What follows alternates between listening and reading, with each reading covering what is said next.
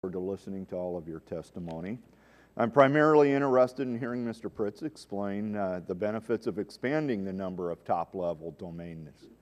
I'm told that this expansion could promote competition and choice in domain addressing market while providing new opportunities for organizing information on the internet or for marketing and services.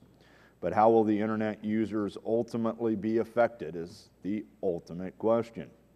The Justice Department's Antitrust Division has raised concerns that new top-level domains could, quote, impose substantial additional domain registration costs on many consumers, end quote.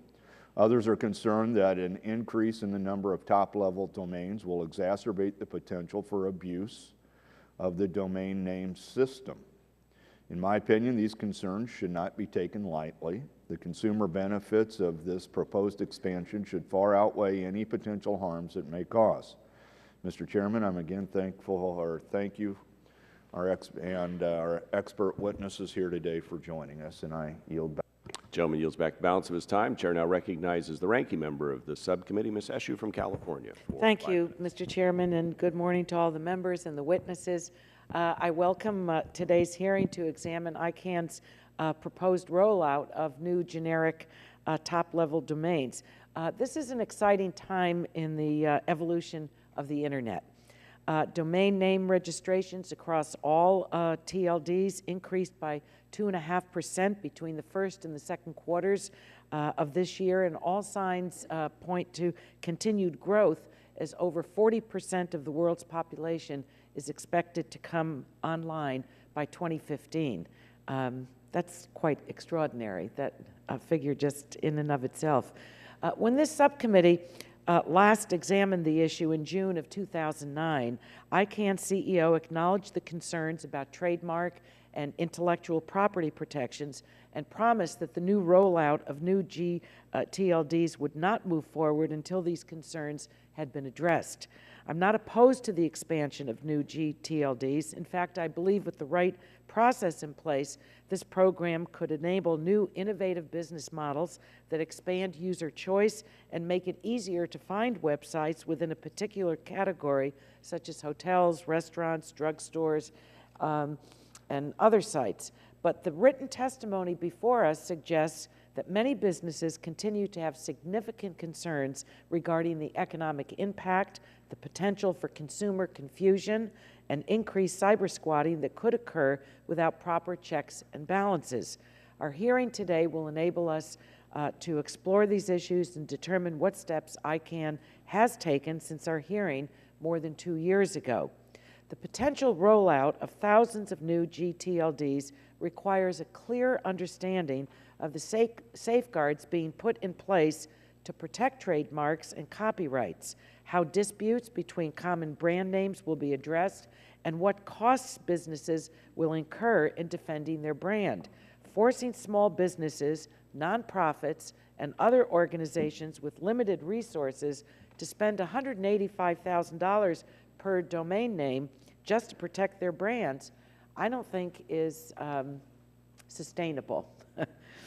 And despite the enactment of the Anti-Cybersquatting Consumer Protection Act in 1999, cybersquatting remains a serious problem. In fact, one form of cybersquatting in which malicious actors register domain names with common misspellings of popular websites is particularly pervasive.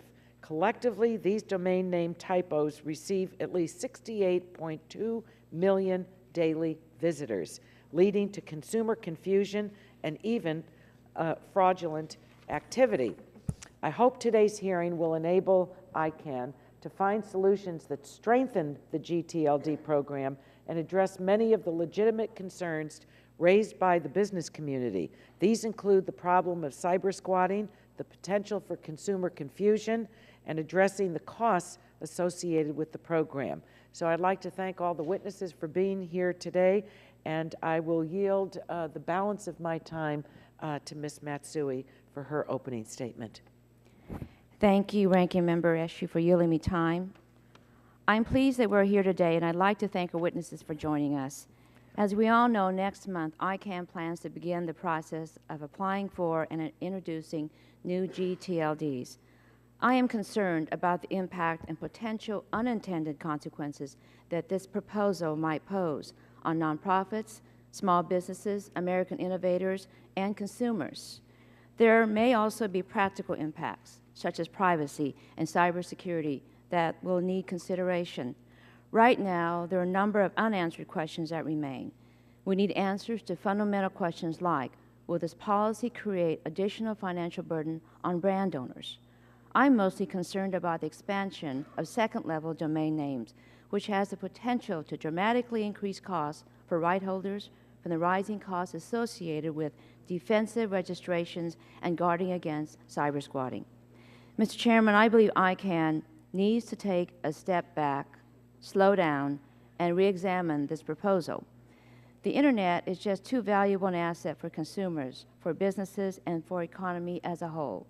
I believe there is a way to get this right, and I encourage all stakeholders to work together to properly address the outstanding concerns. I thank you, Mr. Chairman, for holding this important hearing today, and I yield back the balance of my time. Gentlelady yields back the balance of her time, and Gentlelady's time has expired. Are there any members on the Republican side seeking recognition for opening comments? If not, I would turn then to the gentleman from California, Mr. Waxman, for 5 minutes. Thank you, Mr. Chairman. I'm pleased that the subcommittee is holding this timely hearing on the Internet Corporation for Assigned Names and Numbers, or ICANN. 2 years ago, the Democratic members of this subcommittee sent a letter to then Commerce Secretary Locke supporting the creation of a permanent instrument to replace the joint project agreement between ICANN and the Department of Commerce.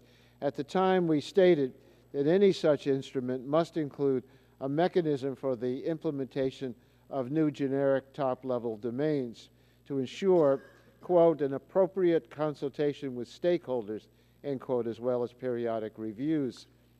Today, we face the first real test of the new instrument known as, quote, affirmation of commitments, end quote, which was signed by ICANN and the Department of Commerce in September 2009. And I want to make sure that the process for the upcoming expansion of new GLTDs fully reflects the goals of transparency and accountability called for in the affirmation of commitments. I have 3 concerns that I hope today's panel will address. First, cost. It has been estimated that the new GTLD application program will bring in $92.5 million in revenue for ICANN, but only $36 million of that will be spent on the launch of the program. An additional $31 million will be set aside for a contingency reserve for litigation and other potential costs. I'd like to hear more about how ICANN plans to utilize the substantial revenues coming in from this program. Second, accountability. ICANN has created several new processes to address trademarks protection concerns with the new GTLDs, such as a rapid system to take down infringing domain names and a one-stop clearinghouse to allow trademark holders to register and protect their marks. Nevertheless, ICANN has not yet selected the entities that will run these crucial new programs. With a new GTLD program scheduled for launch next month, I'm interested to learn what ICANN plans to do about this critical challenge. And finally, timing. I understand that the development of the new GTLD program has gone through a 7-year process involving thousands of stakeholders. It's not clear to me, however, why there is the urgency to launch up to 500 new GTLDs during the first round. I'd like to hear today's witnesses discuss whether it makes more sense to consider a phased launch to ensure that ICANN has the appropriate resources and procedures in place to react to actual demand. A phase-in might also give the global community more time to understand and absorb the impact of the program. I am not opposed to the creation of new GTLDs. Expanding the number of GTLDs is consistent with ICANN's mission to promote competition and consumer choice. NTIA deserves credit for its diligent work with ICANN through the Government Advisory Committee, and I know the agency will continue to monitor this issue closely. Thank you again, Mr. Chairman, for holding today's hearing. I look forward to the testimony of our expert panel. Yield back the balance of my time. Gentleman yields back the balance of his time. No other member seeking recognition. We'll move on now to the panel. We appreciate all of you being here today and your testimony, which I've read. It's very informative and helpful. We'll lead off with Ms. Fiona Alexander, Associate Administrator, Office of International Affairs, National Telecommunications and Information Administration. Delighted to have you here this morning, and please go ahead. And one thing just for all the witnesses, you have to push the little button to turn the microphone on and when it comes your time. And you also want to get pretty close to these microphones or we can't hear you as well. So, Ms. Alexander, please go ahead. Thank you very much. Good morning, Chairman Walden, Ranking Member Eshoo, and members of the committee. I appreciate the opportunity to talk to you today on behalf of NTIA regarding ICANN's planned expansion of the Internet Domain Name System through the introduction of new generic top-level domain names, or new GTLDs. Since its inception in 1998, ICANN has been charged with promoting competition in the registration of domain names while ensuring the security and stability of the DNS. In 2000 and 2003, ICANN conducted a limited expansion of GTLDs. In 2005, it initiated the process we are discussing today. After 6 years of multi-stakeholder discussion, including input from governments through the GAC, ICANN approved the rules for the new GTLD program in the form of an application guidebook. Expansion of the GTLD space is expected to provide a platform for city, geographic, and internationalized domain names, among other things. This type of change to the DNS is expected to enhance consumer trust and choice and reinforce the global nature of the Internet. It is also expected that a portion of applications will be either generic words or brand-focused as part of business development, investment, and startup plans.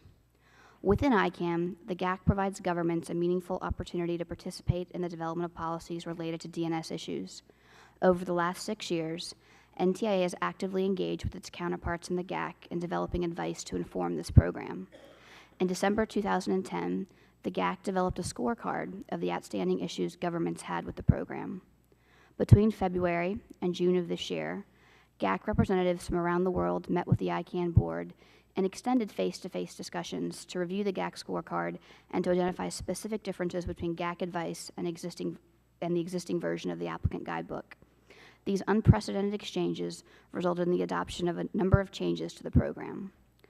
NTIA believes that ICANN improved the new GTLD program by incorporating a significant number of proposals from the GAC, including providing law enforcement and consumer protection authorities with more tools than those available in existing GTLDs. The fact that not all of the GAC's proposals were adopted as originally offered does not represent a failure of the process or a setback to governments. Rather, it reflects the reality of a multi-stakeholder model. As a member of the GAC, NTIA will continue to actively monitor and participate in discussions related to the expansion of new GTLDs. NTIA appreciates that certain trademark owners and other stakeholders have expressed concerns regarding this program. Safeguarding the rights of trademark owners and ensuring appropriate consumer protections as this process moves forward remains a priority. As such, NTIA is committed to working with U.S. industry and other stakeholders as the new GTLD program unfolds to mitigate any unintended consequences. In addition, NTIA intends to continue to collaborate with U.S. government agencies to track their experiences and to coordinate the collection of data regarding the effect on consumers and business users. In particular, NTIA, working with other agencies, will focus on ensuring that law enforcement concerns are addressed through strengthened registry and registrar accreditation agreements and enhanced contract compliance. NTIA will also be encouraging all interested parties to collaborate in the development of metrics to facilitate the review of the new GTLD program. We feel strongly that the review must be informed by fact-based, real-time experiences that can be captured by data from a variety of sources. NTIA is dedicated to maintaining an open, global Internet that remains a valuable tool for economic growth, innovation, and the free flow of information, goods, and services online. We believe the best way to achieve this goal is to continue to actively support and participate in multi-stakeholder Internet governance processes such as ICANN. Thank you again, Mr. Chairman, for the opportunity to testify this morning. NTIA looks forward to working with Congress, U.S. businesses, individuals, and other stakeholders to preserve and enhance the multi-stakeholder model that has been a hallmark feature of the global Internet institutions that have been responsible for the success of the Internet. I'll be happy to answer any questions. Thank you. Ms. Alexander, thank you very much for your testimony and the work at NTIA. We're now appreciative of Mr. Kurt Pritz, who is going to testify. He's the Senior Vice President of ICANN. And so, Mr. Pritz, thank you for being here, and we look forward to your comments. Thank you, Mr. Chairman, Ranking Member, and members of the subcommittee. I am Kurt Pritz, Senior Vice President for Stakeholder Relations for ICANN, the Internet Corporation for Assigned Names and Numbers. I'm very pleased to be testifying before you today. After more than 7 years of policy development and implementation planning, on January 12th next year, ICANN will start receiving applications for new top-level domains, TLDs, such as today's .com, .org, and .edu. ICANN carefully and cautiously developed the requirements for the new GTLD program, and by ICANN, I mean the global multi-stakeholder community made up of governments, intellectual property experts, consumers, large and small businesses, not-for-profit organizations, Internet security experts, and Internet users. The launch of the new GTLD program was part of ICANN's founding mandate when it was formed by the U.S. government over 12 years ago. The implementation of the new GTLD program, under discussion today, is the result of a cautious, deliberative, multi-year process on how ICANN will execute on its promise to the NTIA to facilitate competition in the domain name system while protecting vital security, consumer, and business interests. Today's program was refined through thousands of comments in no less than 47 extended comment periods, 1,400 pages of comment summaries and analysis. Every comment was carefully considered and analyzed and addressed over 7 versions of the applicant guidebook. The program, including enhancements and new protections, was created by over 10 independent expert working groups and described through 59 explanatory memoranda and independent reports and 5 independent economic reports. The new GTLD program will be implemented in a measured, limited manner.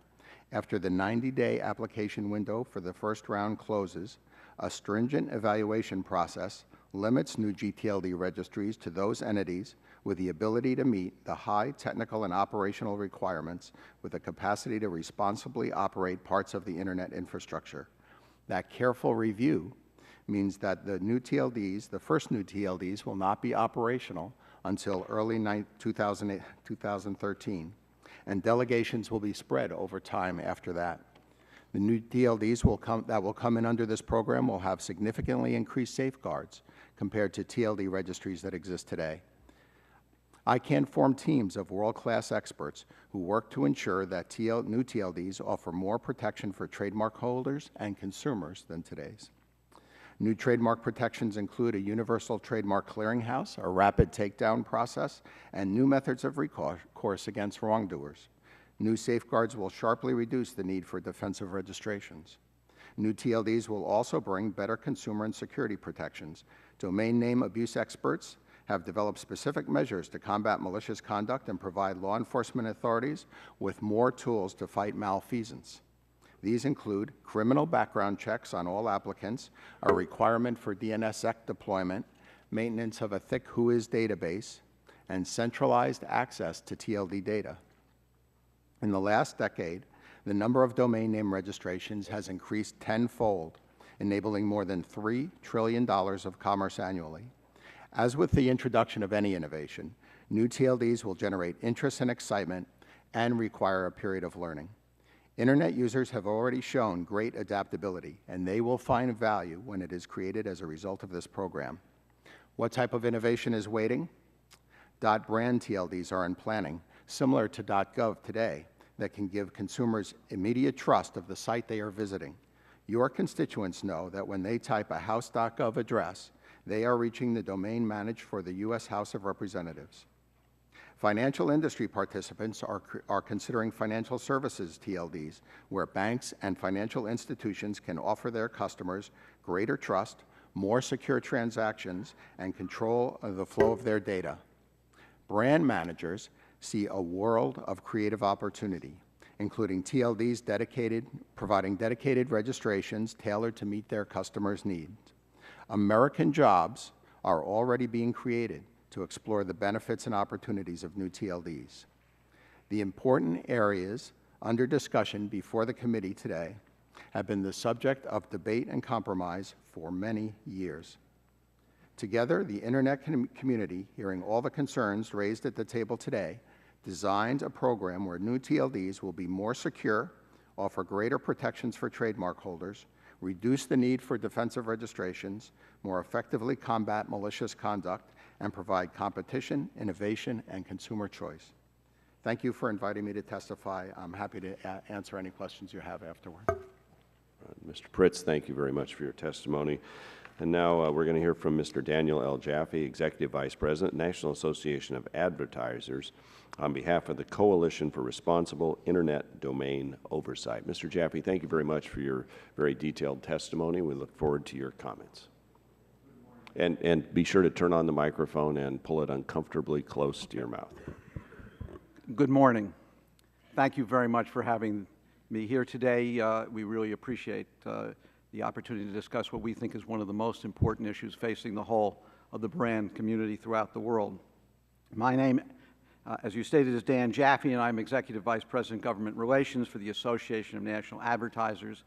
I'm also appearing on behalf of CREDO, the Coalition for Responsible Internet Domain Oversight.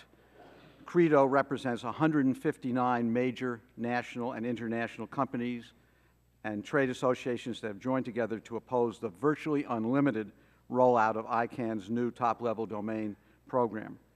There simply is not widespread support or consensus in favor of ICANN's proposal. Law enforcement agencies, business, consumers, nonprofit groups, non-governmental organizations, and even the founding chair of the ICANN board all have expressed very serious reservations about this plan.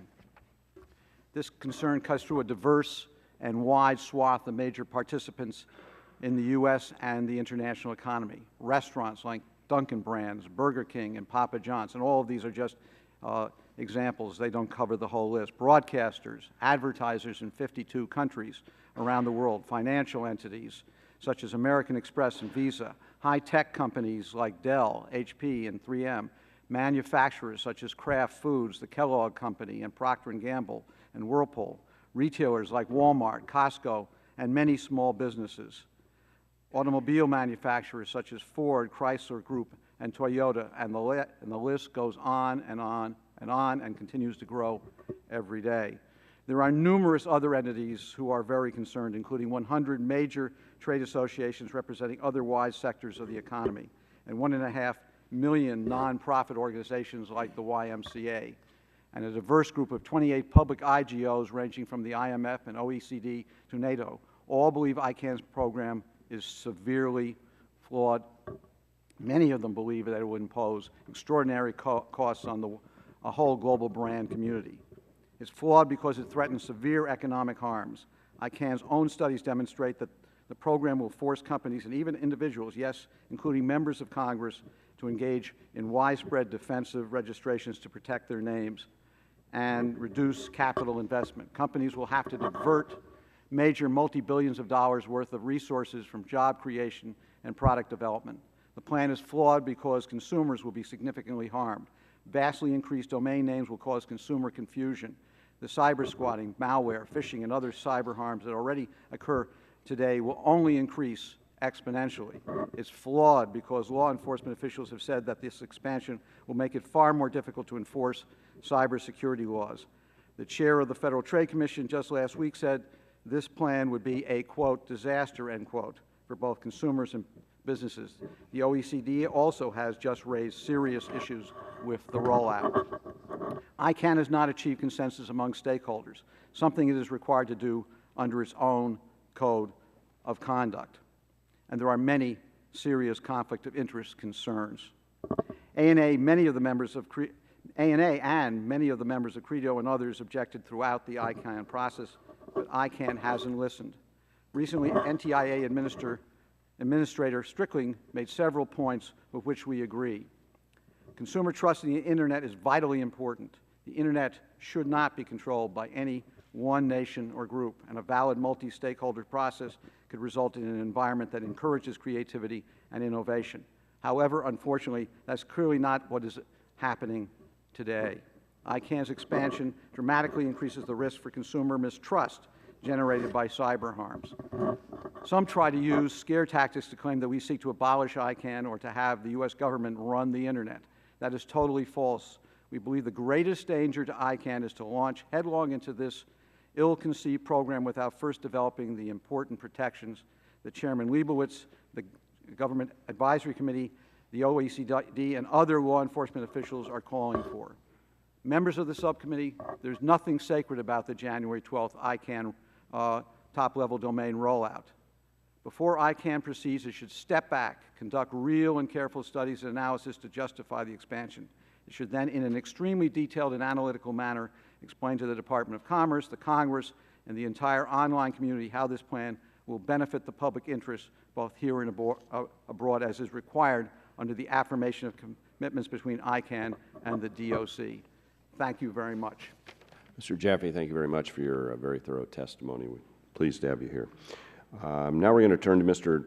Thomas Embrescia, CEO of Employ Media. Mr. Embrescia, thank you for your testimony as an Internet domain manager, so registrar. So we thank you for being here, and we look forward to your comments. Thank you, Chairman Jaffe and Ranking Member Issue and members of the distinguished subcommittee. I'm happy to be here today with you. I'm going to talk about myself as a current registry operator, one of the 22 that exists, running .jobs. I'm also going to talk to you about, and I don't want to date myself, my history as a licensed broadcast holder, radio and television stations over the past 40 years right here. I woke up this morning in my hotel, and on the hotel television channel was, they were talking about the things that you should see while you're in Washington, D.C. And one of the things that caught my attention was a statue of someone sitting in front of a old radio, listening to Franklin Delano Roosevelt talking these family talks on a weekly basis. So I'm not quite that old, but I do go back to being raised when AM radio was the be-all, end-all on what was happening. When I came out of college in Ohio, I got a job on an FM radio station when no one even knew what that was. The frequency wasn't around, and thanks to the wiseness of Congress, they mandated that automobile dealers put FM frequencies in the cars, and FM flourished. It took off. It gave me an opportunity to start on an FM band, create a channel. We narrowcasted where AM stations were all things to all people. They provided service for everyone, where FM stations went and suddenly became all rock or all country, soft AC.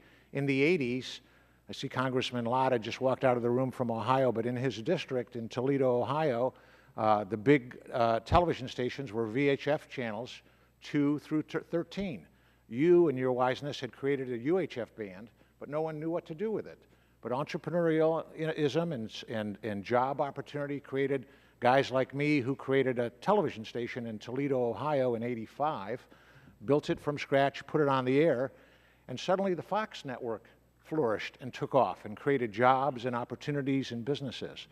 And then I saw the same thing happen with cable, which at one time was strictly designed to fill in holes in rural areas in Tennessee and surrounding communities. But suddenly they decided content was important, and they started to create channels by narrowcasting again. And who thought 24/7 CNN, ESPN, MTV, and my favorite, the Food Channel, that I watch all the time on what I'm doing.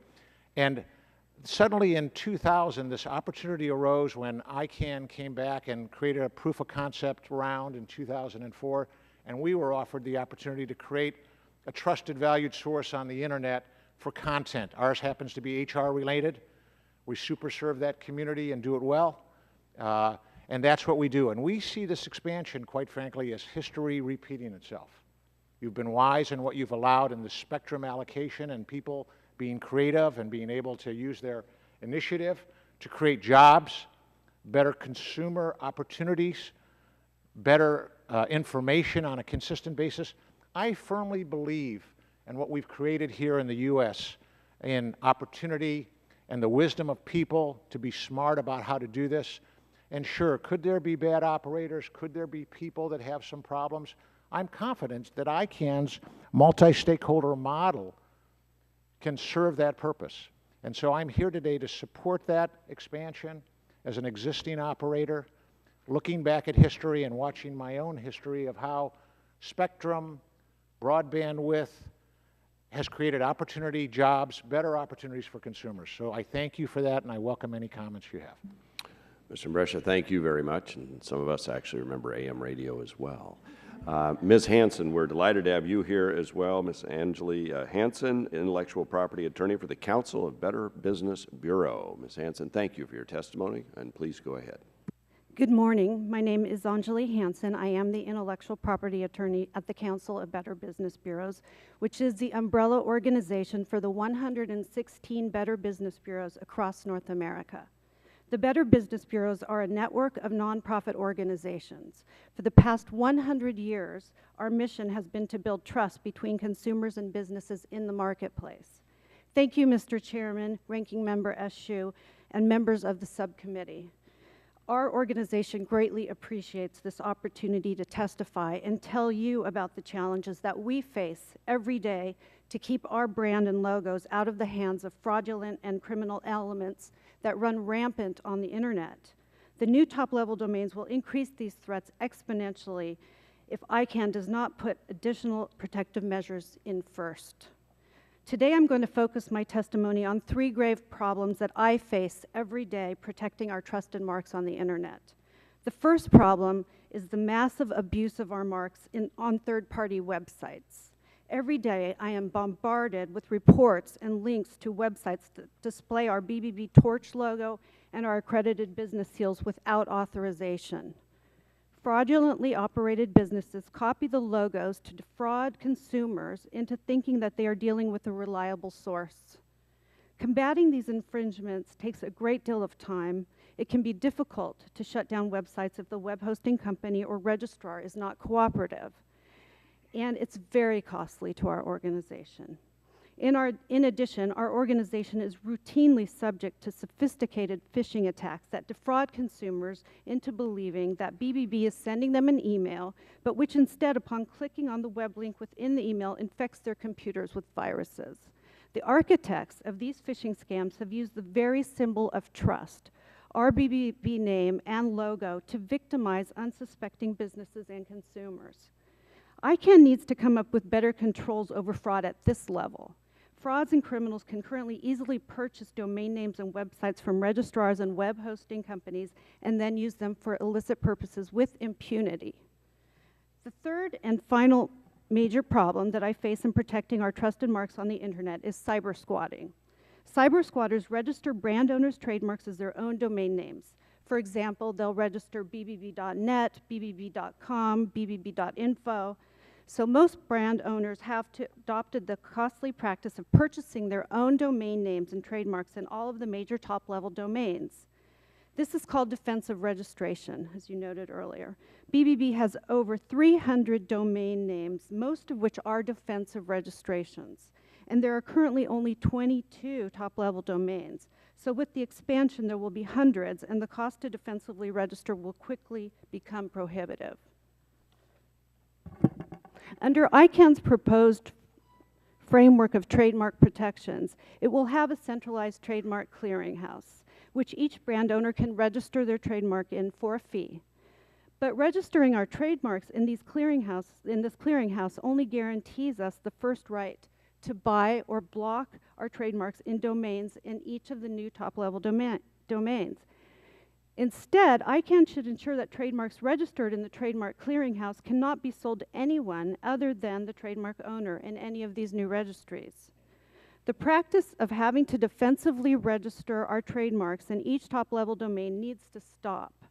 This practice simply provides an unjustified windfall of profits to registries and registrars and takes resources away from brand holders. The most recent top-level domain to be brought online, the now famous .XXX, just profited enormously from the over 90,000 domains paid to be blocked by trademark owners who do not want their names associated with that registry. In conclusion, even more astounding was the fact that the .XXX registry refused to accept registration of our most famous mark, BBB, because it was allowed by ICANN to reserve bbb.xxx as a premium name that it can later auction off to the highest bidder. Thank you again for taking the time to listen to the issues I and many other brand owners face, which include small businesses and nonprofits. These practices have the net effect of imposing major consumer harm. If ICANN does not address these issues, it should not set forth on its plans to increase the number of top-level domains. Thank you. Ms. Hanson, thank you for the good work of the Better Business Bureau and for being here today and sharing your concerns. We'll go now to Mr. Joshua S. Bourne, President of the Coalition Against Domain Name Abuse. Mr. Bourne, we're delighted to have you here today. Pull that microphone close, and we'll look forward to your testimony. It's uncomfortably close, as you said. Well, thank you very much. Good morning, Chairman Walden. Good morning, Ranking Member Eshoo and distinguished members of the committee. Thank you for convening this hearing on the intention of ICANN to expand the number of new GTLDs that will be made available to the public. As you know, ICANN's board approved this policy on June 20th of this year, and ICANN plans to open the first and only announced application period on January 12th. Given the significant impact that this policy will have on the Internet and the recent dialogue about it, CADNA truly appreciates the Chairman's decision to hold this hearing today. As you said, my name is Josh Bourne, and I am the President of CADNA. Over 4 years ago, with the help of leading brand owners, we founded CADNA, which is a 501c6 nonprofit association to combat a variety of abuses on the Internet. CADNA represents vital businesses vital to the American and global economies from a wide range of commercial industries, and our members include companies such as Dell, DirecTV, Eli Lilly, Hewlett-Packard, HSBC, Lego, Marriott, New York Life, and Wells Fargo. Our mission is more relevant today than it has ever been, as we look for solutions to reduce or eliminate cyber squatting and to work constructively with ICANN, the U.S. Congress, the Department of Commerce, and all other stakeholders to improve the GTLD policy, ultimately supporting all who agree that this policy has flaws and should not move forward without further refinement. Our current recommendations are a result of a long process that started after the ICANN board approved the GTLD policy back in June. Through countless calls and meetings with brand owners, public and private, Internet governance experts, trade associations, and the U.S. government, we identified several aspects of the policy that were driving the majority of anxiety in the business community, would lead to unacceptable costs for businesses, and open the door to new opportunities for cyber criminals. Fortunately, according to Module 6, term and condition number 14 in ICANN's applicant guidebook, quote, ICANN reserves the right to make reasonable updates and changes to this applicant guidebook and to the application process at any time, end quote. ICANN's recent change to include a provision for applicants to file for financial support is an example of how the organization can still introduce productive improvements into the new GTLD program. If ICANN needs more time to get these items done, then it should strongly consider delaying the application period or commit to acting upon these recommendations. Our research efforts and conversations with hundreds of potential participants in the application process have resulted in several recommendations. I will be the first to admit that they need further refinement and development, and there may be more adjustments necessary. However, CADNA believes that they can serve as the basis for further dialogue with the Internet community and ICANN. If the new GTLD policy moves forward, here are some concrete steps that can be taken to improve the conditions surrounding it. First, a declaration by ICANN of when the next applicant round will take place would relieve much of the anxiety surrounding the first application period. CADNA has found that businesses feel forced into applying for new GTLDs in this first round, lest they be put at a disadvantage relative to their competitors who may gain an edge by acquiring their own GTLDs. Second, businesses are worried about dealing with cyber squatting that will occur to the left of the dot in the new space. In other words, they're worried about the abuse and defensive registrations that they will need to pay for in open registry model new GTLDs in order to reduce the impact cyber squatting will have on their businesses and customers. To alleviate this issue, ICANN should require open registries to give brand owners the option to buy low-cost blocks on their trademarks before any registration period opens. This can be offered at a lower cost than Sunrise registrations have been priced at in the past, and this precedent has been set with the blocks offered by ICM registry in .XXX, where the blocks are made in perpetuity for a single non-recurring fee. Third, if ICANN is awarded a new IANA contract, NTIA should consider awarding it for a short period of time. Excuse me. Perhaps only 1 or 2 years, and during that time, there should be an evaluation of whether ICANN followed through on its commitments with regard to the GTLD process, and an extension of the contract should be contingent on conducting internal reforms to improve governance and transparency. I see that I'm running out of time. May I have a little bit of additional time?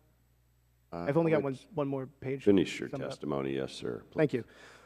Fourth, the U.S. Congress should immediately update the Anti-Cybersquatting Consumer Protection Act, or ACPA, in such a way that not only curbs and deters cybersquatting in the existing TLDs, what we have today, but anything that might come in future.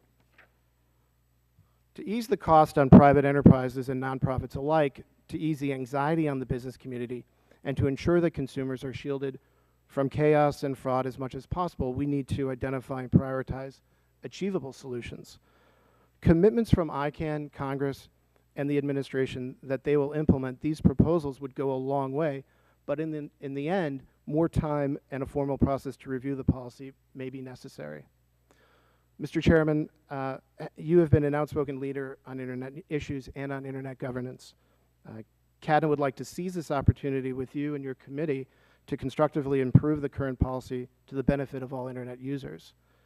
We should harness the renewed attention that CADNA's colleagues in the association, corporate, and nonprofit worlds, as well as members of the U.S. Congress and the administration, have given the new GTLD program lately by pursuing necessary and achievable fixes such as those that we have laid out.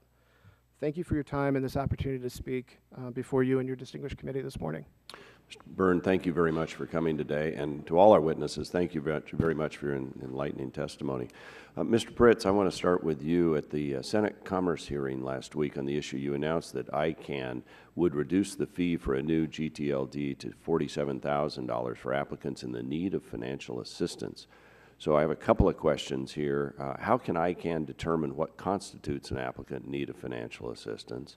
Will lowering the fee ironically make it more affordable for individuals with bad intent to engage in cyber squatting? And does ICANN have the ability to delay?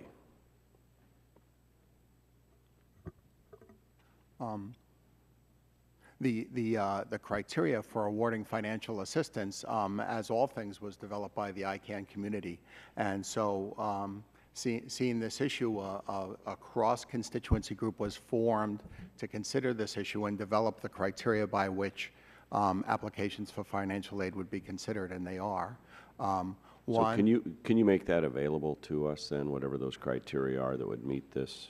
I certainly can, both the working group report and then the staff embodiment of that was passed by the ICANN board, which are operation in the public interest, the TLD operating in the public interest, an applicant that is truly needy, that can demonstrate it in some way. But to address your second question, really, an applicant that demonstrates some financial and operational wherewithal, either managing big projects in the past or some financial backing from other sources.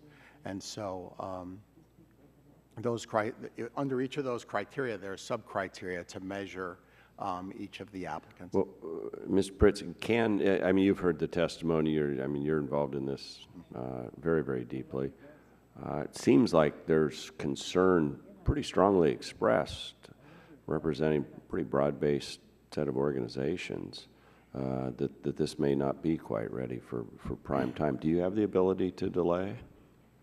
And what would that entail? Right. So we're really responsive to the broad internet community, and so here's why we think the solutions that we have in place for protections are good, and here's why we think the process is done. We think they're good. One of the hallmarks of the ICANN model is that when we're faced with creating a set of trademark protections, we can get a bunch of world-class IP experts in a room from all over the world and have an extended meeting over a period of months and have real experts in those fields develop protections.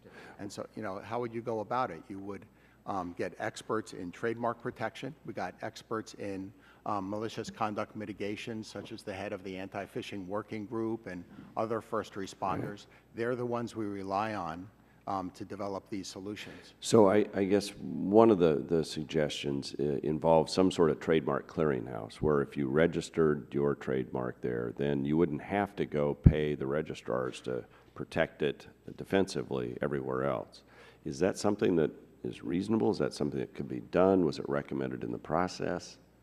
Yeah, so the trademark clearinghouse exists, and the purpose of the clearinghouse is that so that trademark holders don't have to register with each new TLD for protections. They only have to register once, and all TLDs are obligated to utilize that clearinghouse in providing services. And the details behind how that operates was developed by this set of 18 intellectual property experts that over a period of months developed the details behind it. Well, let me go to maybe Mr. Bourne and Mr. Jaffe to comment on, does that process work? Is it as recommended? Mr. Jaffe? We don't believe so. And I think this is a classic example of how what is called consensus really is not. What ICANN did is they created a group which is called the Implementation Recommendation Team, which was a group of 18 experts in trademark protection on the Internet. In a statement presented to ICANN and the public at large, the IRT noted that a sizable, I emphasize, a sizable number of our team would have preferred status quo with no new GTLDs until better rights protection mechanisms are in place for the existing GTLDs. In addition, the IRT emphasized that others in the IRT group favored only the measured introduction of community-based GTLDs. While it was true that a few of the members thought that it should go forward, that is far from consensus. The broader group said, don't do anything, or if you're going to do something, do it in a very small rollout, just as Congressman Waxman was talking about. So you can't just claim that there's consensus. You've got to actually look and see how it works in the, within their organization, and there wasn't consensus there or in many other areas. With the indulgence committee, Mr. Bourne, could you comment on this? Yes, thank you. Two things that I want to say about that. One is, 2 weeks ago, I was on site with a pharmaceutical company. They're in consumer health. They're in many areas. They've amassed tens of thousands of domain names that they registered. And I thought to ask them, I said, how many .xxx blocks did you buy? And they immediately answered, over 100. And they said it was probably the best investment that they've made in a long time, though, because they never have to pay for them again. So this was a really smart and innovative idea of ICM Registry, whereas other registries and registrars typically charge a rent or tax annually on all those BBP domains and everything else. And it's a painful, forever, ongoing process to secure and maintain a portfolio of those most, clearly descriptive domain names.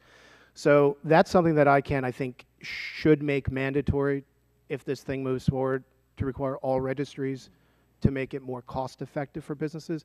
And the second thing that occurs to me is that today we've got 200 million domains, give or take. We have 22 GTLDs, this is true, but we also have hundreds of country code domains around the world.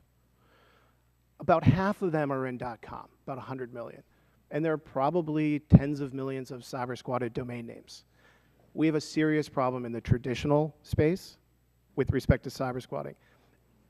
I think that if Congress has one most outstanding role in all of this, it's to pursue updating a 1999 law that hasn't led to any deterrence whatsoever, the ACPA. And it's something that the judiciary committees are looking at now. All right, I'm going to have to cut you off. The committee's been very indulgent. I went about a minute and a half over. Before I recognize my friend, the ranking member, I'd like to insert in the record letters from the Center for Association Leadership and from Name.Space Inc., who have written the committee with comments as well. Without objection, they'll be entered into the record. And I now recognize the gentlelady from California, Ms. Eshu. Thank you, Mr. Chairman, and thank you to all of the witnesses today. I think this is an excellent panel. Let me start out with my impression. I don't think this is ready for prime time. You've been at this for 6 years, and I'm not suggesting that people haven't put in, obviously, a good amount of time, But it seems to me that during this time, that the opportunity with that time was to work out the differences and the, I think, the legitimate concerns that we're hearing today. And so it's I can, but then I think it's turning into I can't.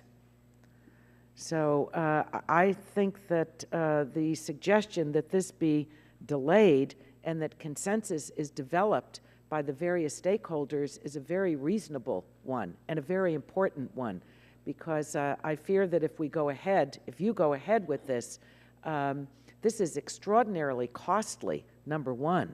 I mean, I always look at the nonprofit world first, and it's my understanding that the application fee, Mr. Pritz, to obtain a top-level domain name is approximately $185,000. That's a lot of money for a small business, for nonprofits, with an annual cost following that of $25,000.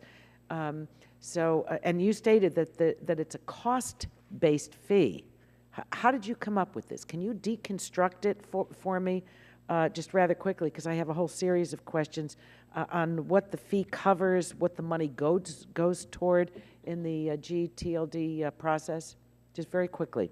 Yep, certainly. So the fee covers the cost of the evaluation. The evaluation is extensive. How did you come up with that? How did you evaluate the evaluation? Who's doing what that they need to be paid this kind of money, and where does it go? There's six different salaries? What is it? Yeah, there's 6 different evaluations provided by independent evaluators, and we've hired multiple firms to do that. They will evaluate each application that they have, the technical and operational. Did you shop it? Or, I mean, we certainly shopped it. We did a public request for proposals. We interviewed applicants, and we negotiated fees. And so the other part of this is we want to be very careful how we delegate these TLDs. We want to delegate them only to those entities that have the financial and operational wherewithal to operate a registry. Now, I understand that there's a subsidy of a pot of what, $2 million? Is it $2 million? So there's, the ICANN board made that's sort of a different issue. The ICANN board made a $2 million set aside as a seed fund. For the whole wide world, though. For helping needy applicants. But I mean, that's a pittance. I mean, once that is used by a handful of organizations, then what happens? Then there'll be second rounds, and there'll be second rounds of how much, and by when?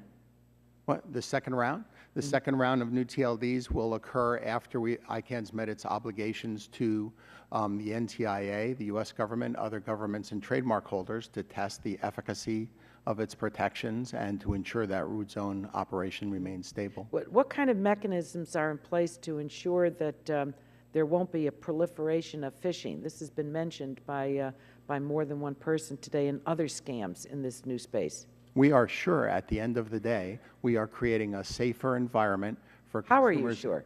How? And trademark owners. Two ways. One is that the new TLDs will have trademark protections and malicious conduct mitigations, very specific tools that existing TLDs don't have. So you know what I'm struck by? I'm struck by the following, and that is that major issues are left to after you begin, rather than developing the consensus before we move forward. And I think that that is really what's risen up in the testimony today, and that's what I think is really troubling. Let me read this to you. It's from a constituent. Dear Congresswoman Anna Eshoo, you're a member of the Committee on Energy and Commerce, and you'll be holding a hearing on ICANN's new GTLD program Wednesday, December 14th. For those of us in the IT business who are swimming in spam, please ask ICANN why the law enforcement amendments to the registrar contract have not been adopted and why that process is not occurring with full disclosure. My personal sense is that ICANN is more interested in protecting spammers than they are in protecting the public. Regards, Lyle. So how would you respond to Lyle? So of course ICANN is not interested in protecting spammers. But what are you doing to ICANN is protect the public in this area? Active face-to-face negotiations with registrars to implement those 12 law enforcement recommendations into the registrar accreditation agreement. The fastest way to implement them is in this face-to-face negotiation. We publish the results of each meeting on our website so that the community can be kept up to date with the status of the negotiations and the implementations that are. Who's negotiating, though? Who's negotiating with whom? This is a bilateral agreement that ICANN has with each of the registrars that sell domain names like GoDaddy and NSI. And so it's a bilateral agreement, so it's a bilateral. And how many of them have been struck? How many? How many have been struck, bilateral agreements that you're talking about? Or is this after the fact? So because there's 900 registrars, we're negotiating with a representative group of registrars so that we can reach agreement that these law enforcement protections will be implemented in all the agreements simultaneously. I've gone way over my time, and I thank the chairman for his patience. If I could just ask this, and you can answer it, if this subcommittee were to ask you to delay, what would your response be? I would say that this process has not been rushed. It's 7 years in the making. It's well thought out. How do we know we're done? Every issue has been discussed. No new issues have been raised. The trademark protections that are in place were developed by experts. At the end, we were debating nuances of those. The people at this table participated in that debate and helped craft those RPMs as they were made. Thank you, Mr. Chairman. Thanks, gentlelady from California. I now recognize the Vice Chairman of the Subcommittee on Communications and Technology, Mr. Terry. Thank you, Mr. Chairman. And Ms. Alexander, you look bored. Nobody's asking you questions, so I'm going to step up to the plate. Last December, the Department of Commerce sent a letter to ICANN's former president, Rod Beckstrom, expressing concern about ICANN's apparent failure to carry out its obligations as specified in the affirmation of commitments. In particular, the Department of Commerce was troubled that ICANN was moving forward with the GTLD expansion without having proven that the benefits of expansion outweighed the costs. That seems to be the fundamental question here today in our discussion. So what has changed since last year? Thank you very much for the question. We did in fact send a letter last December, and as a result of that letter, we then worked with colleagues from around the world in the Government Advisory Committee and developed a scorecard of 81 different pieces of advice the government had given ICANN in this program. The board then sat in very extensive face-to-face negotiations and deliberations with a group of governments to resolve all these issues. And from our perspective, many, if not all of those issues have been addressed. And I think what we're seeing here today is the fact that a multi-stakeholder consensus-based process doesn't mean every stakeholder agrees or unanimity in the process. Until we actually, the program unrolls and we see effective implementation of the safeguards that have been described, there'll be predictions of those that want this and those that don't. So we're very, at this point, I think we're looking for facts and facts based on what actually happens going forward. And again, it's really key that there be effective implementation of the safeguards that the GAC was able to get through this process. You said in your answer that they adopted most of the recommendation. Are there other, in the grouping of not accepted, are there any of those that are of concern to you? Not to the United States. There was a set of recommendations that the board didn't agree to. The board actually is consistent with U.S. law. It was European colleagues that were concerned that this sets up a different set of trademarks. But what was adopted and agreed to in the board is consistent with U.S. law. So we were happy with the response. Congressman, can I just say one Yes, thing sir. in regard to that? There's this government advisory committee that works with ICANN. There were 12 issues that they had put forward to, and this was already mentioned by Mr. Pritz, as very fundamental to the protection of the registrars and registries from being infiltrated by criminal activities. Of those 12, only 3 have even been examined by ICANN, and none of them have been actually acted upon. I would think that those would be somewhat important things still standing out there. when the chairman of the FTC says that this proposal will be a disaster, both to business and consumers, not the kind of language that he uses usually, that would be very serious. I could show you a chart that shows that there are serious holes in the protections that ICANN claims to put forward, if that would be all right with the committee. I would ask you to do that. So. Okay. Could I put up the poster board with the what I would call the so-called Mickey Mouse poster board? Okay, I won't ask why, but Congressman, can I make a correction while the board gets put up? sure, I'll give you 15 seconds. The I don't Government want- Advisory Committee and ICANN examined 12 issues and 80 sub-issues regarding trademark protections and malicious conduct measures, and got to agreement on 90% of them.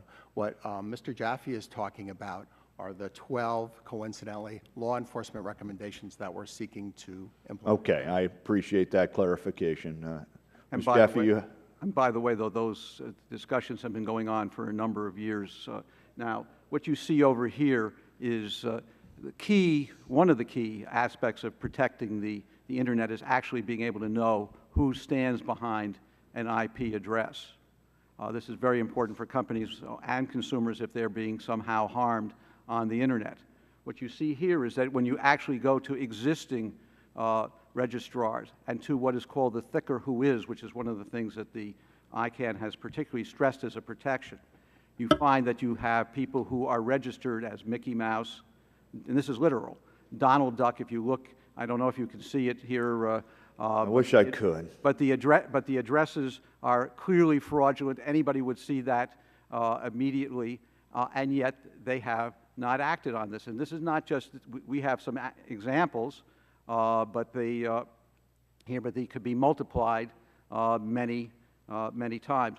If you can't tell who is causing the harms on the Internet, and there is, by the way, no requirement that there be a thicker who is, ICANN recommends it but doesn't demand it.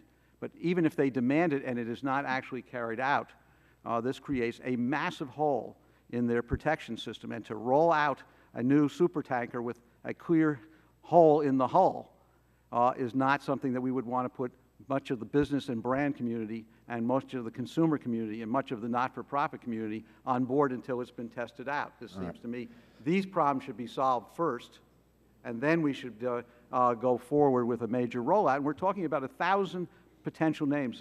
Mr. Pritz in the last hearing specifically went from 300 to 500, which we said was 1,200 to 2,300% increases, saying that they might even go to 1,000 names Right, in the Mr. first Jaffe, year. my time's gone, I'm and sorry. hopefully, I Mr. apologize. Pritz, someone will ask you to reply to that so we can get the counterpoint.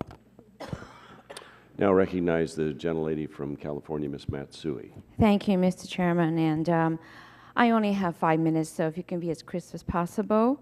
Mr. Jaffe, in your testimony, you noted the proliferation of domain names that would raise costs for domain name owners for things like defensive registrations and monitoring. Can you summarize these costs briefly? Yes, I can, and I will try to be brief, but it's important to understand that for our members, they often have hundreds, even thousands of brands. So these numbers you first get the numbers, then you have to figure out how it might multiply through the process. There's a $185,000 registration fee. That doesn't mean you get the registration. That's just to get into the game. Then if you get the registration, it's $25,000 per year, and you have to keep the registration for 10 years. This basically wipes out all medium-sized and small groups. But that's not all the costs. There's diversion of Internet using consumers to other sites, lost sales, damaged reputation, goodwill, and the cost to monitor the Internet for such abusive conduct, the cost of UDRP actions anywhere from $5,000 to $15,000, and the list goes on and on. It's an extraordinarily expensive program for the business community. Okay, and Ms. Hanson, would you agree with that? Definitely. Okay. I have a series of other questions, but I must say that I want to get to the point here of the hearing, I believe. I really don't believe this is ready for prime time. I agree with my colleague, Ms. Eshu, on this. My concern is, yes, you've got 6, 7 years I've been working on this, but there are many issues that we've been working on for 6, 7 years that we just don't know where to go, because you can be talking about every issue can be out there, every fact can be out there. But quite frankly, it's who emphasizes these issues that are really very important. This is not at all related to what's happening here today, but we have a huge water issue in California. We've been working on that for decades, and we know about every single fact and issue there is, but we still can't get to a situation where we have the right transparency, accountability, and governance. And I think this is what this is all about. And I really believe that you seem to believe that this has to be done, the implementation has to go forward, and you've already talked about it for years or discussed it. So therefore, 6, 7 years, it should be enough. We just call it, we'll go ahead with it. I believe at the very beginning, ICANN had a certain mission, and I think we've gone off track here.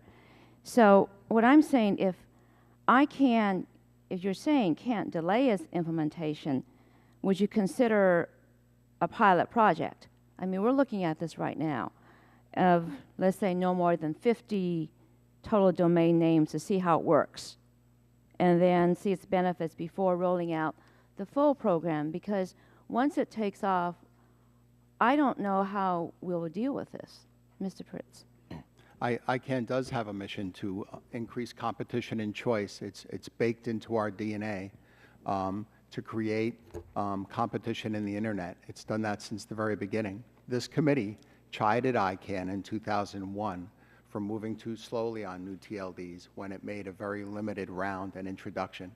The title of the hearing included is ICANN Thwarting Competition. Our mission is to create competition, but in a safe and stable way. And what we want to do, what I'm as passionate about or more passionate about than people here, are launching new TLDs to improve the environment for consumers and trademark holders. But may I say this, Mr. Pritz? We know a lot more now about cyber squatting and all the nefarious things that can happen on the internet. We're dealing with it every single day. I mean, let's face it, we deal with the internet much more frequently than we did before. And this is like, we're trying to do something on a worldwide basis now. I don't know where the governance of this comes in. It's a private, nonprofit, and it seems to have morphed into a lucrative business.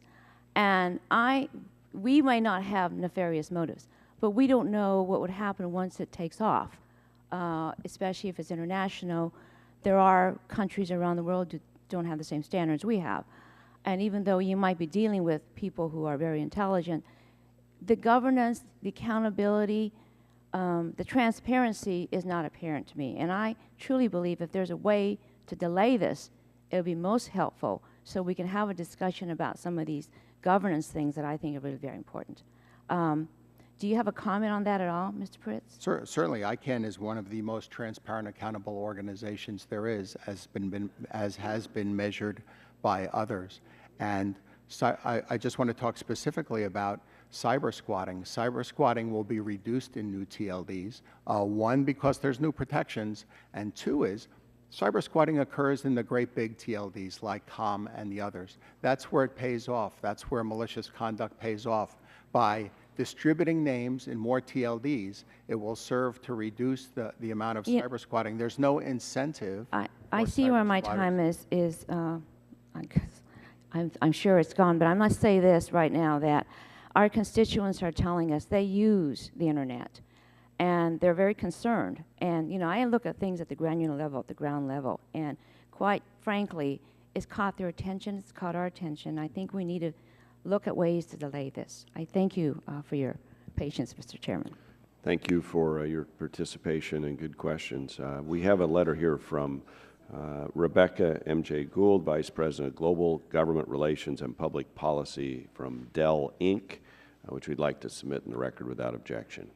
Now turn to the gentleman from Georgia, Mr. Gingrey, for 5 minutes for questions. We welcome your comments. Mr. Chairman, thank you, and I really thank the witnesses. I think we have excellent witnesses on both sides of this issue. And speaking of issue, I would like to go back to the line of questioning that my friend, the gentle lady from California, had in regard to the cost, and I want to continue along that line, Mr. Pritz. This ICANN, or I can't, but ICANN is a nonprofit, not-for-profit organization, and you set a fee of $185,000, and of course, I think you did describe in your dialogue with Congresswoman Issue, the ranking member, where some of those funds went, or how you arrived at the number, the top number. But it seems to me that in a nonprofit situation, you could have picked any number if you can afford to allow people who are in need, whatever that definition is, to get this domain for $47,000. Then it seems to me the markup, it almost sounds like Joseph A. Banks, a twofer sale. That maybe the price of $185 is a little bit overpricing it. And what is the salaries of those people like yourself and others who are top-level management of ICANN? Nonprofits are really bad about that. Not necessarily ICANN, but a lot of nonprofits. So, naturally we'd be a little bit concerned about that. And maybe you could elaborate a little bit more on that. Sure. I wish ICANN was bad about overpaying its staff. The $185,000. So as an operational manager, I'll tell you that it's spent, and ICANN's published memos outlining where the costs will go. Most of it goes to the evaluation itself. There's 6 different evaluations that. Let me interrupt you right there, because that raised a red flag for me. Why do you have to have 6 different evaluations? Why not 2 or 3? Because we've been talking about protecting the consumers and trademark owners, and we want to ensure. So why not 12? Excuse me? Go ahead. So again, what's great about ICANN is it gets to rely on experts in internet security and trademark protection, and we ask them what evaluation should be done on these applicants in order to ensure improved safety and security in the internet. And these evaluations to ensure they have the economic and operational wherewithal to run a registry. We do criminal background checks. We do background checks to ensure they're not involved in domain name misappropriations in the past. We want to make sure the domain, the top-level domain, won't result in consumer confusion. And so these are most of the checks we're doing to ensure that only those that will operate the registry in a responsible way will be awarded these things, because we want to improve the environment for consumers. And well, I think you're doing a pretty good job in responding to me on justification of the cost. Some of my colleagues on the other side of the dais have expressed that they're feeling they don't think this is ready for prime time. I'll have to admit to you, I'm not sure whether or not it's ready for prime time, and I guess that remains to be seen. In the remaining minute and a half, let me move to Mr. Jaffe and ask him this question. Mr. Jaffe, within the nonprofit world, how might this expansion increase incidents of online predator crimes where, for example, the Girl Scouts or the Boy Scouts have to keep their name off either this new .xxx or something worse that we haven't seen yet? How big a problem? It's an enormous problem. The Red Cross was, and the Olympics got an exemption out of this program, as did, by the way, ICANN.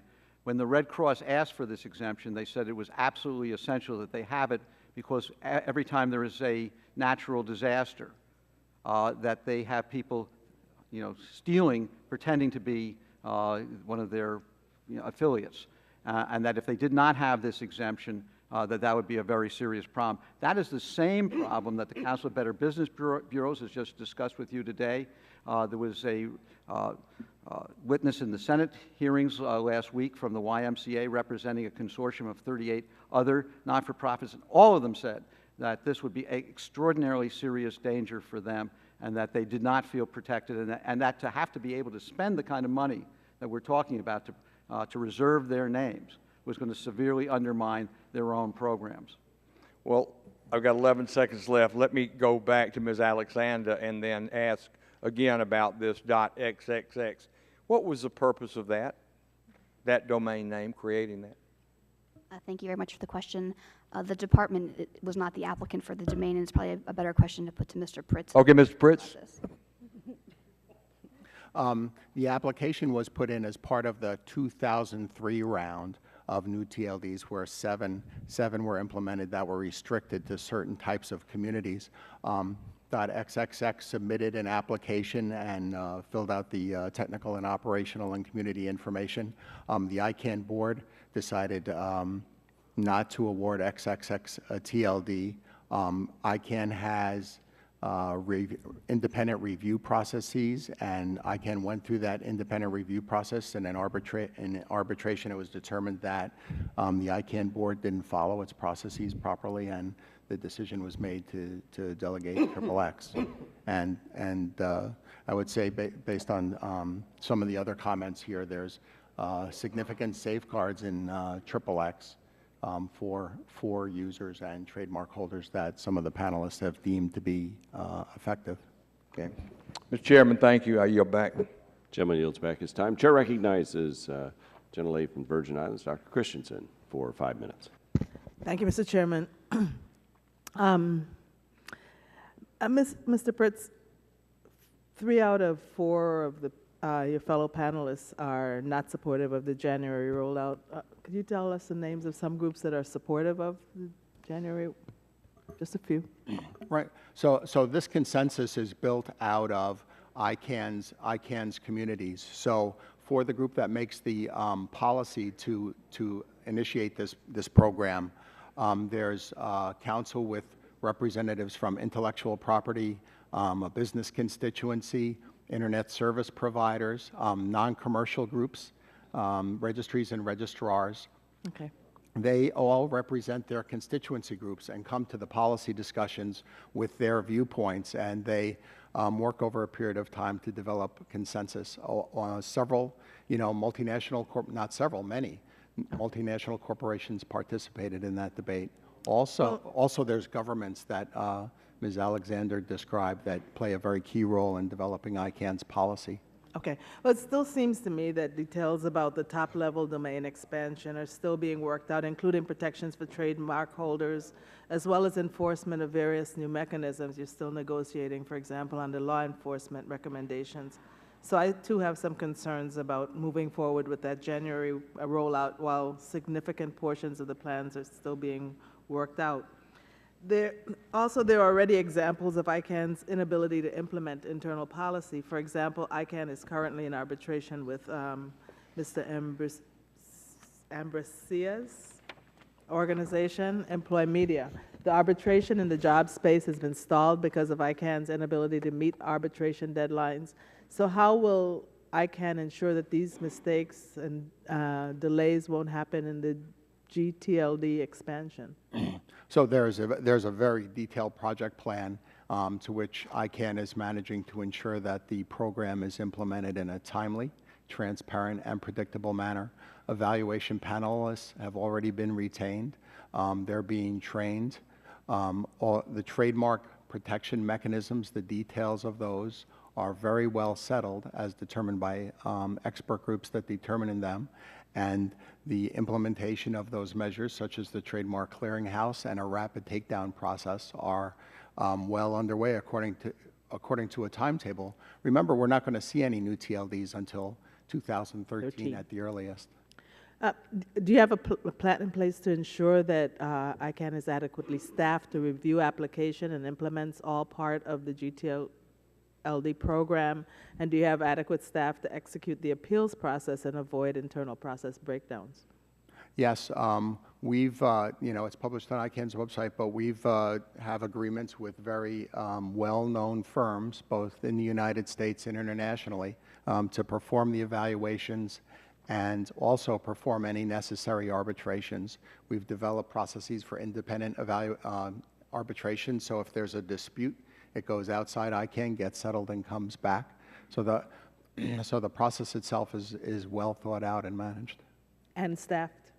Excuse me? And staffed? And, oh, yes, and certainly staffed. There's staffing plans for the next year, not only in evaluating these applications, but also in increases to our compliance program, our financial staff, our staff that administers the contracts are all well planned. So this question is both to you and to Ms. Alexander. To you, Mr. Pritz, what mechanisms are in place to ensure that ICANN's own procedures and rules are followed, and who will enforce those rules when the process breaks down? And Ms. Alexander, what role, if any, will NTIA or Department of Commerce play in ensuring ICANN adequately implements guidelines and the procedures it has set? Oh, go ahead. Thank you very much. So NTIA will continue to play a very active role, as it does within the Governmental Advisory Committee, and working with colleagues from around the world to make sure that these key safeguards are actually put in place. The other safeguard that we have is the affirmation of commitments that was referred to earlier, I think by Ms. Eshu, actually calls for a multi-stakeholder review of this program a year after the first TLD is en route. Similar to what we've done with the Accountability Transparency Review Team, we'll be very actively participating in that process. Well, what recourse will NTIA or other stakeholders have if the GTLD program is not rolled out in a satisfactory fashion? So we believe that there are current safeguards in the process, and through the GAC, we can actually ask for additional changes if they're needed. This will require us to work very actively and closely with stakeholders, including those at the table. We take very seriously the concerns people are raising and want to work actively with them to make sure those are taken into account and addressed going forward. Thank you, Mr. Chairman. Gentlelady's time's expired. Chair now recognizes the gentleman from Florida, Mr. Stearns, Chairman of the Oversight and Investigation Subcommittee. Thank you, Mr. Chairman, and thank you for having this hearing. We've had hearings like this before, and I think one of the concerns a lot of us have, which I can hear when I was watching in my office, is the amount of money as a not-for-profit that you folks are going to make. Do you think you'll sell 500, Mr. Pritz, 1,000 new addresses? How many do you think you'll sell? So we're not selling them, but we're providing them and have the zero cost fee. So the latest estimates are that we hear from the outside. Well, the $185,000 cost recovery fee. Right. How many of these do you think you'll get? We think so this is hearsay. The latest estimates are over 500. So you could have 1,000. Yeah. So you think 2,000 is a fair estimate? I don't think so. I think it's much less than that. Well, if you do 500, it's roughly 92,500,000. Yeah, I know. So exactly. if it's 1,000, then you'll have 185 million. Right. If you do 2,000, you have $360 million. Is all this money going into a surplus, or where is it going? So if there is, so ICANN's a not-for-profit, and if there is a surplus at the end, it will be a surplus at it will be identified and segregated and put into a fund to help applicants in future rounds. Do you have a surplus now? We have a operating reserve fund of about 9 months worth of operations. So you have no large surplus at this point? Excuse me? You have no large surplus at this point? No, we have a reserve fund of 9 to 12 months of operating And funds. how much is that? It's $50 million, something like $50 million?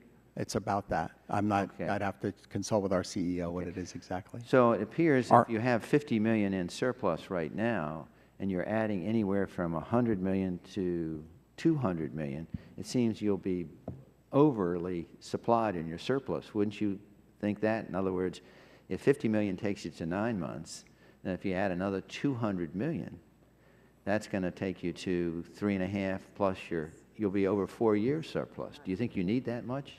No, and I don't think that there's not intended to be an increase in the reserve fund based on the new GTLD program, where the costs and fees received are segregated and handled separately. Well, I think what you judge here, we just think you're charging too much money. Is it possible when you do these cost recovery fee that you could stipulate in the contract, and you're trying to prevent internet squatters?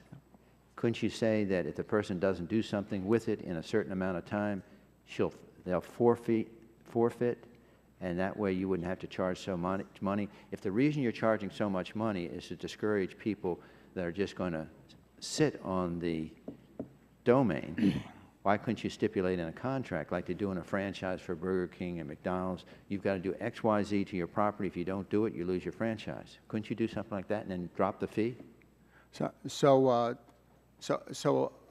Just yes or no? Yeah, so we're intending to encourage applicants to bring new businesses and innovation. This is all about bringing innovation, competition. Well, I mean, to bring the and choice. cost down, couldn't you stipulate in language that they have to do something a certain amount of time? And that way you prevent squatters? Well, we do that. We have new protections that are built into the program, that are built Okay. into the new agreement, that new registries have to comply with to combat squatters. It's really a separate issue than the fee, which is really targeted at evaluating the applications. And think about, Mr. Pritz, how much do you make a year? me. What is your salary? Well, I was making $248,000 a year, and I got two 15% raises in the last several years. Yeah, tell me, So how much is your 300 total, and- how much is 300 your some total odd. salary today? Including bonuses, about $395,000. So you're making $400,000 a year. And what is a CEO making?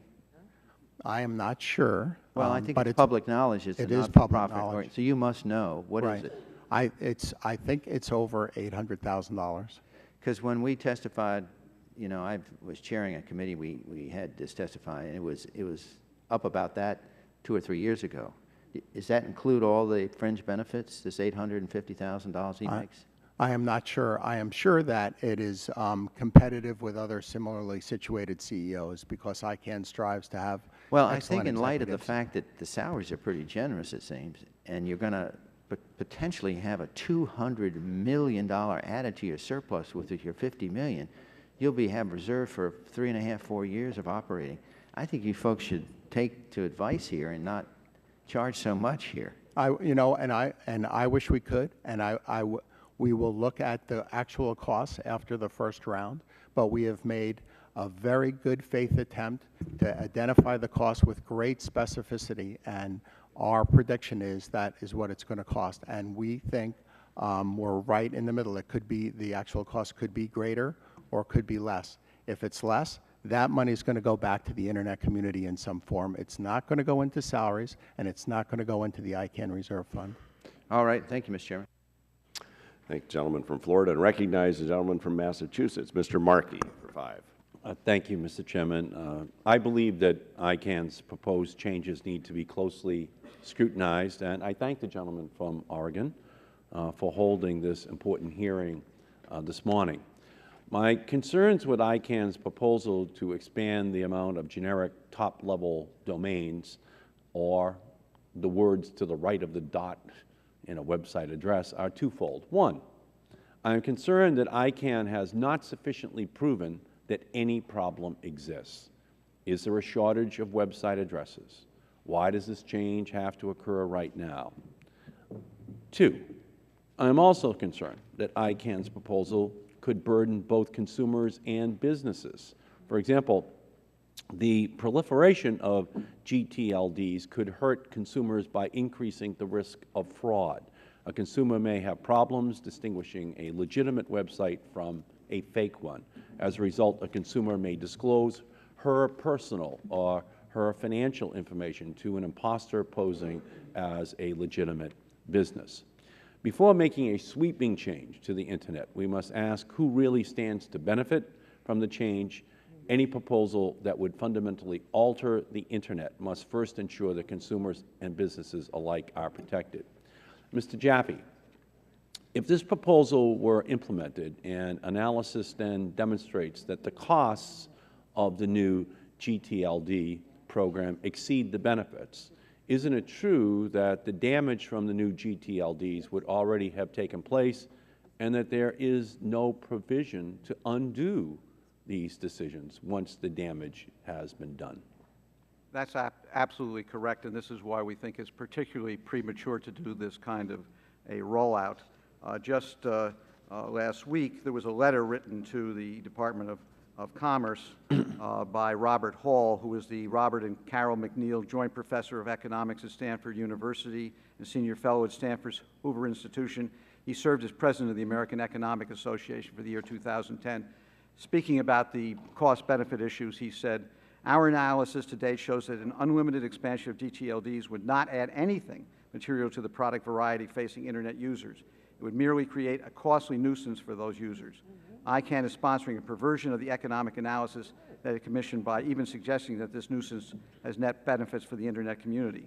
We therefore urge you to take action to block the unlimited expansion of GTLDs unless it is satisfactorily and transparently demonstrated that any such expansion or a limited expansion on a case-by-case basis would be in the public What would the impact be on ICANN's credibility with the public and with governments? Well, we think there's going to be an enormous, despite what has been said at this hearing, an enormous further proliferation of cyber squatting, typo squatting, phishing, because they have not been able to control the 22 top-level domains. And so why do you think that they can control 300, 500, 1,000 more domains? And understand something that's very important to understand in this process.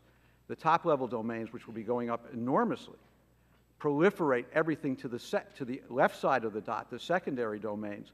Right now, with 22 top-level domains, there is more than 100 million secondary domains.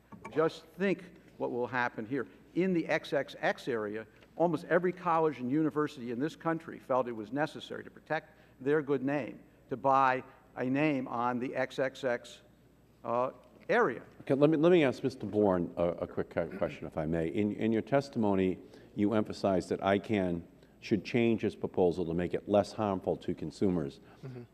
As you know, the Federal Trade Commission Chairman, John Leibowitz, has called ICANN's proposal, quote, a disaster for consumers. In your view, what risks does the current ICANN proposal pose to consumers? Thank you for your question, Congressman. My estimate today is that maybe there'll be 800 applications, right, for new GTLDs. Probably 2/3 to 3/4 are coming from brands. So that number is artificially high because brand owners are unsure when this could be available to them again. So ICANN, in a way, is creating a condition of scarcity there. So by illuminating when the next round could be, maybe fewer applicants will apply, right? So lowering the stack, reducing it. Furthermore, this point about cyber squatting, consumer harm, it's bad out there today, right? The existing space is a mess. Will the new space be worse? Maybe. It'll be bigger, that's for sure. There are things that we can do, that ICANN can do, that all the different stakeholders in this can do to affect cybercrime. And the most important thing to do is to establish a deterrent. These people are undeterred. The 1999 ACPA has basically done nothing. Cyber squatting has increased dramatically since it was introduced. So that is something that we can do to fix this space, and God forbid this space gets much bigger, it'll affect that space positively as well. Okay, Mr. Chairman, thank you very much, and I think this is a very important hearing. Thank you. We do as well. Thank you for your participation and your questions. We'll now go to Mr. Shimkus from Illinois for 5 minutes. Thank you, Mr. Chairman. Appreciate the panel being here today. I'd like to first turn to Mr. Bourne, and you suggested that a second round of general top-level domain applications would alleviate some of the concerns with the problems. And I'd like to put it in this perspective. I understand the testimony. We deal a lot with Spectrum here. And if you know Spectrum, it's really a finite entity. And we know what's been sold, we know what's been auctioned, we know what's available. It does provide some certainty to people who are then going to eventually get into the market and bid for a slice of it because they know what's out there. The concern with what ICANN is doing is we may not know what the top and the level is of what's out there. And I think your testimony tried to address that. Am I right? It did. It did. I talked to hundreds of businesses and have talked to hundreds of global enterprises since this policy was initiated back in June. We even hosted an event in New York City called What's at Stake? The reality of the new GTLD program for brands. 85 participants were there discussing the way they felt about this policy. And there was a great deal of anxiety. In fact, I would say that 80–90% of the companies I know who are applying for a GTLD are doing so mainly to gain rights to an option of hypothetical future value, mainly because they don't know if they'll have another shot at it. So coming out of this event on November 1st, where the founding chairman of ICANN, Ms. Esther Dyson, was our keynote speaker, we sent a letter to ICANN asking them just to shine some light. And the answer could be in 3 years, it could be in 4 years, it could be in 5 years. Whatever it is, right now, we don't know if there will ever be another program. So I mentioned this to Congressman Markey. I'll say it again. Intentionally or unintentionally, ICANN has created a condition of scarcity around these GTLDs, and that should be alleviated before this moves forward, so that companies can make a realistic decision. If this thing proceeds, can I afford to wait this out? Do I want a sideline, or do I want to be a pioneer? Ms. Hanson, I saw you kind of agreeing. You want to weigh in on this? Yes, definitely. I think your points are very good, and we also considered whether or not we should get a .bbb. I think everyone has been undergoing that analysis, and that would be, excuse me, that would be just to protect your brand name, not Right. knowing what future offers, if ever, will be on the table. Exactly. We don't want somebody else to get that, because our brand is so well known and it's been used and abused relentlessly already on the internet. We would rather have it and not, let it get in the hands of somebody else. Mr. Pritz, how do you respond to these two concerns?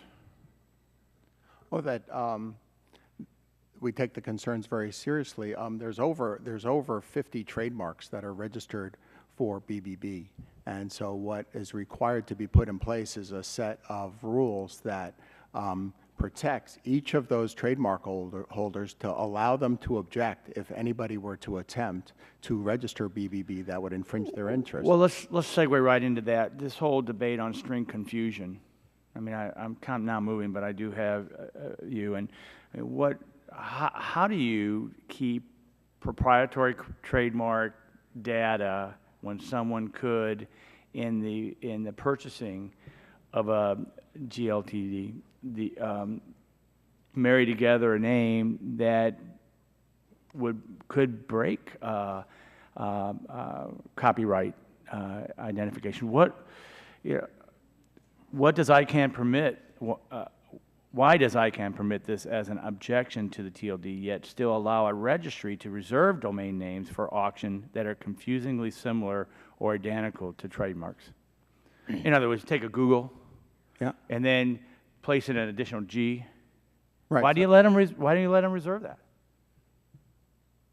Well, each registry develops its own rules. So if somebody applies for a trademarked name, that trademark holder can object to that application for a new GTLD. At the second level, there's a set of protections that have been put in place by trademark experts to allow trademark owners to have first dibs at buying a name, to put a registrant on notice that they're registering a trademark name, or if they're abusing a trademark after the fact, take it down in a rapid, inexpensive way. So the protections for trademark holders are based on existing protections. We don't make stuff up. And then my time's expired. I think we're raising some great questions of concern, and since my time's expired, I'm just going to throw this out. No one needs to answer.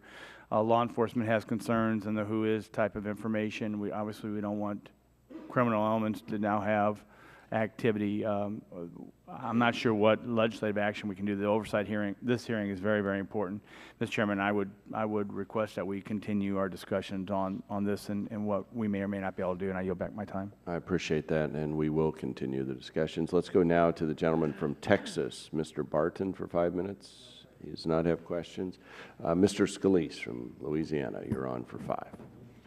Thank you, Mr. Chairman. Appreciate you holding this hearing. There's a lot of questions as we look at this, and I guess I'll start with Mr. Pritz. Y'all are rolling this out starting in January, and so you have a 3-month period where you would take applications for various top-level domain names, and then at that point, do you have a process, a timeline for when you'll start authorizing? If at some point you got 50 applicants or whatever the number is going to be, when do you actually start issuing those TLDs?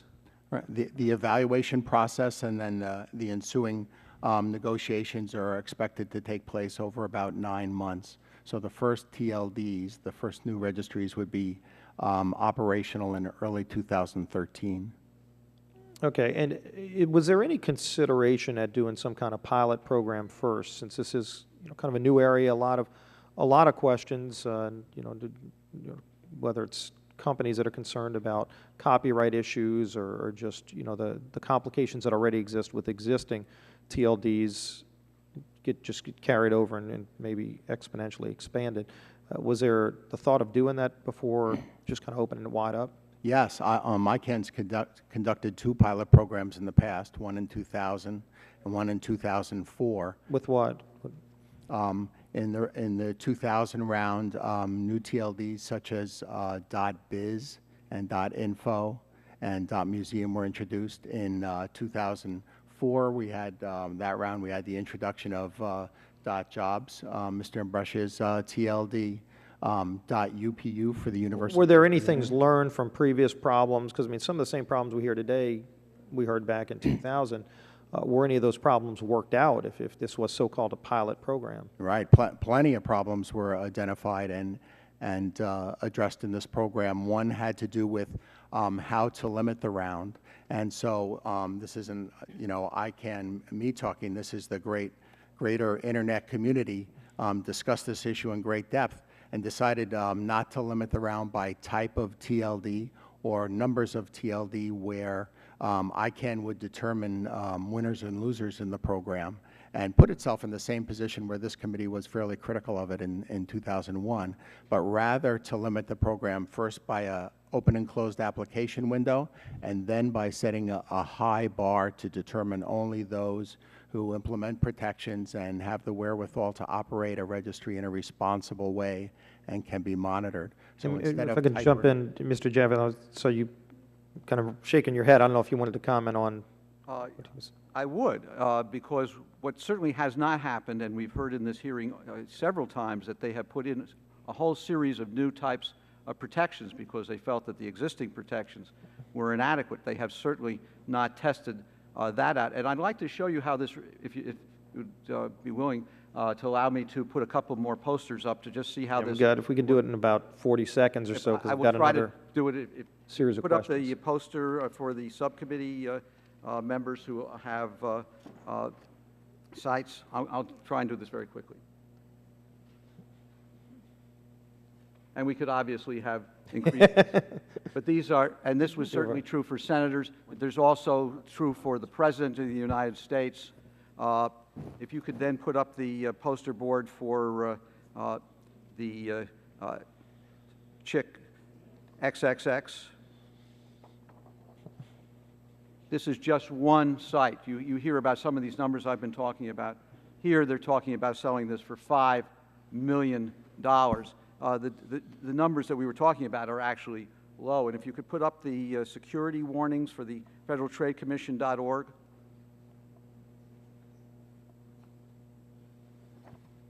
What happens here is that if you come to thinking that you're going to the Federal Trade Commission, you will be spammed, and that this looks like it's a safe site, but in fact would allow you to have your keystrokes taken. So there's a tremendous danger already. Why would we think that with these dangers that are already out there, why would we do 1,000 more? And I know I've got time limitations because these are problems, you know, and some of the problems I was referring to that have been around well before 2000. You know, I know when we dealt with this when I was in the state legislature, the issue of cyber squatting on, for example, high school athletes or even a college athlete. You know, by the time you're maybe a senior in high school, if you're a blue chip recruit, somebody bought your name. They took it. It's gone. And so, you know, if you are fortunate enough to make it into the NFL or the NBA or Major League Baseball, somebody else owns your name. I don't even think that problem's been resolved. So that the final two questions, as my time's expiring, are number one, Mr. Pritz, how are you already dealing with that serious problem? And then what happens if then you somehow create an authorized .athlete, for example, and then somebody goes out and now all those athletes or somebody's going to buy their name and squat on their name? Do you have any mechanism if a name is a new top-level domain name is issued and then you find problems with it? Is there a method you have in place to pull that back in your plan that you've already drawn up? So if you could answer those two questions. Yep. As my time expires. One reason for that problem today is scarcity, that all the .com names are gone. Every English word is registered there. How do we address the needs of there's 2 billion internet users.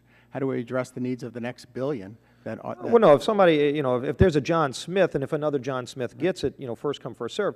But if Bob Doe goes and gets John Smith's name because he wants to take advantage of that person, Right. That still exists today. I haven't seen y'all come up with any mechanism to resolve those blatant disputes, and there are too many examples of them. That's right, and the new TLDs have to comply with a set of protections that will exist for them that don't exist now. So if your rights are being infringed, you can register a complaint. You can register an objection to have that name taken down in a rapid style. And also think about the architecture of the domain name system and the ability to make those registrations more diverse. So it's not so important to have a registration in that TLD. And is there a mechanism to pull one back if you do find there's real problems as you issue a new TLD? Yeah, there's mechanisms against TLD owners called a post-delegation dispute resolution process where claims can be made to take TLDs down, and there's dispute resolution procedures on second-level names too, where if a name is registered that's infringing your rights, you can take it down in a rapid, cheap style. Thank you, Mr. Chairman. You're back. Thank the gentleman for his questions and the panel for their answers. We have a letter from the National Restaurant Association. We'll enter into the record without objection. The ranking member and I wondered, Mr. Jaffe, if only esteemed members, if you're, does this just mean we covered ourselves better than some of our colleagues? It is open to all comers. Hopefully we're protected. Esteemed and non-esteemed. That's right. Right.